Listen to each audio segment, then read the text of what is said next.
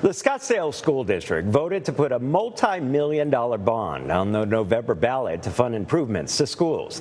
ABC 15 Scottsdale reporter Ann Ryman updating us tonight. District leaders want to raise $375 million to fund upgrades at more than 24 schools, including new security cameras and better technology. The district, however, is not building new schools because of declining enrollment, but district leaders say existing buildings still need work. A recent survey found 6 in 10 Scottsdale residents support a bond measure. The most powerful finding in this survey was that there's near universal agreement with the statement, strong public schools help protect and increase property values in Scottsdale. If voters approve that measure, it's going to cost homeowners about $13 a month on a $600,000 home. Have a story happening in Scottsdale we should know about? Our Scottsdale reporter Ann Ryman wants to hear from you. Scan that QR code right there on your screen or send her an email. Arizona's Auditor General wants the Department of Education to improve their ESA transaction review process. The Empowerment Scholarship Voucher Program financially supports about 100,000 students who are homeschooled or attend private schools. A recently released report finds the program put fewer transactions through its auditing process than it reported. The Auditor General report also says transactions flagged for issues like missing documents or unallowable expenses were not being reviewed by ESA management in a timely fashion. The Auditor General's report adds this increases the risk for misused tax money. ESA program managers say they strive to do as many audits as possible given their staffing and verify compliance with program rules.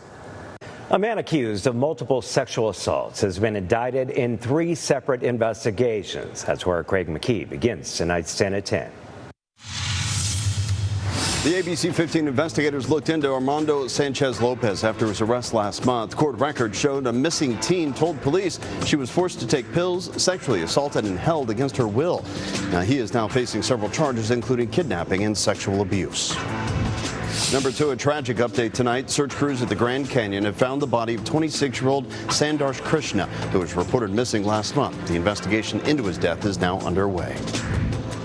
Number 3, opening statements were heard today in an armed robbery case connected to the murder of Mercedes Vega.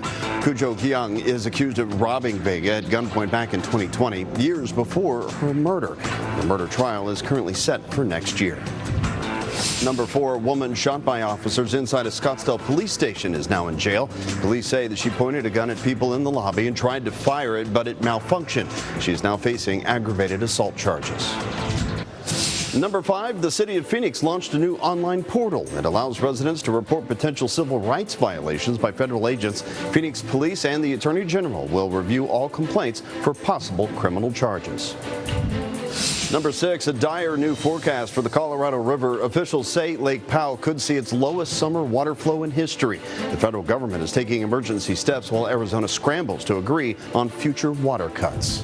At number 7 here, Waymo is recalling more than 3,700 vehicles over a software issue that can cause them to drive right into the floodwaters. We saw it actually happen last monsoon season, as you can see in this video. Waymo says it is working on a permanent fix. And number 8, a new inflation report showed prices rose 3.8%, the highest level in nearly 3 years. Everyday items like coffee, lettuce, beef, and tomatoes all more expensive. Gas prices also up nearly 30% from last year.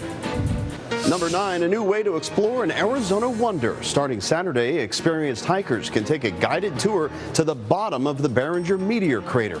The steep 2-hour hike costs $125. And a rare sight south of Tucson here. Remote cameras capture this wild jaguar named Cinco roaming around in the mountains. He's one of just 9 jaguars spotted in the Southwest since 1996. And that is a look at tonight's 10 at 10.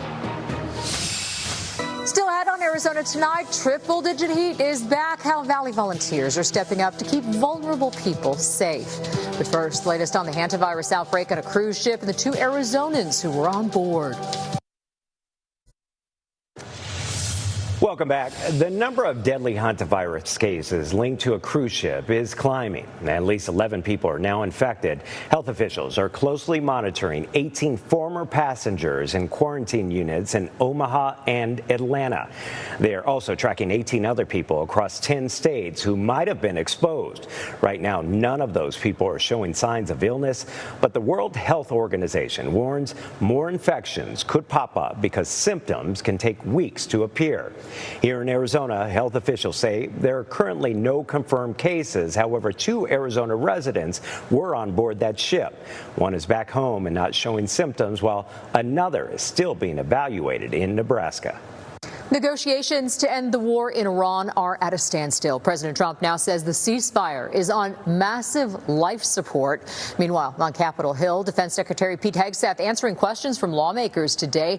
The administration is asking for $1.5 trillion in overall defense funding. Pentagon estimates the cost of the war has now jumped to $29 billion. As triple-digit heat returns to the valley, volunteers are stepping up to help people stay safe. Inside the Midwest Food Bank in Gilbert, people are packing meals and snacks. The boxes are headed to heat relief and respite centers across Arizona. The food bank serves more than 270 agencies statewide. Some of those supplies will go to local churches that are opening their doors to anyone needing to cool down. We have church buildings that sit empty for the most part during the week.